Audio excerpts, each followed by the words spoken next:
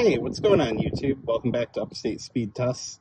I've tested this tower for you guys before, but now I have an AT&T Unlimited Elite line, and I'm going to test in a little bit of a different location. So let's clear out my previous result here, and let's see what AT&T is capable of. Really close to the tower.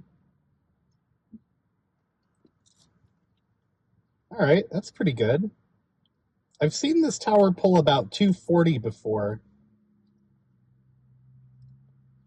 It is getting close to rush hour, so maybe there's some load, who knows. That upload is very comparable to what T-Mobile gets on a good connection around here. So that's impressive. 74 millisecond ping time. The loaded ping times look just kind of okay. And the jitter is 11 milliseconds. Upload ping time actually is really good. Let me switch over to Verizon, because right up the street to the right, they have an ultra wideband tower, the only one in Broome County for the moment. So the only one that's on. So give me a minute. I'll be right back. All right, we are back. Took a hot minute for it to connect, but we've got ultra wideband on Verizon. 45 millisecond ping. That's a good start. And blazing fast download here for Verizon anyway. We're gonna cross 400.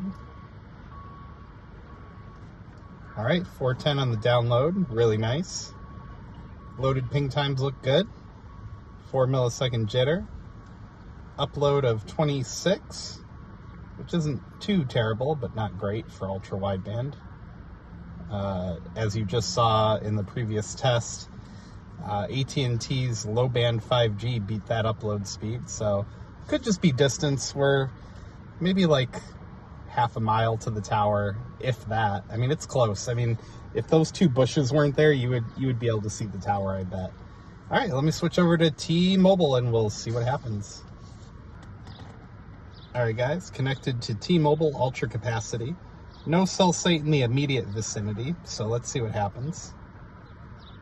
Sometimes the ultra wide or ultra capacity indicator is slightly generous, to say the least, if you're too far from the tower, in terms of the indicator showing, I mean.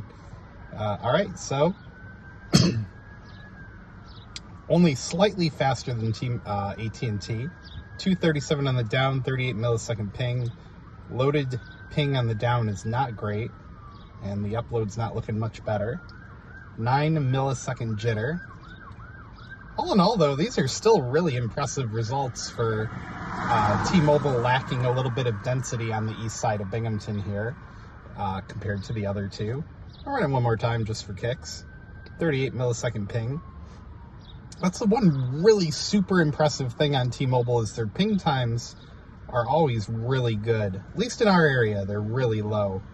All right, so a little bit lower on the speed this time. That loaded ping time appears to be stuck. It didn't change at all. 174 on the down. 4 millisecond jitter.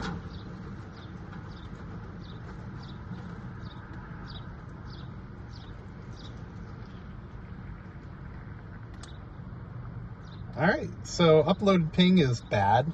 The download ping appears to have gotten stuck. 9.4 on the upload, 4 millisecond jitter.